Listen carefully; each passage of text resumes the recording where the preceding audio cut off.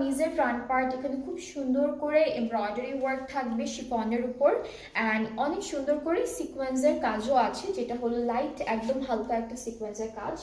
স্লিভসটা এভাবে থাকছে, সুন্দর করে এমব্রয়ডারি করা থাকবে, এখানে জারির কাজও আছে, নর্মাল থ্রেডের ওয়ার্ক আছে। আর ব্যাক পার্ট যেটা থাকবে, ব্যাক পার্টটা খুব সুন্দর, ব্যাকের উপরে ডিজাইনটা এরকম, নিচের আমাদের হচ্ছে দামানটা এরকম থাকবে।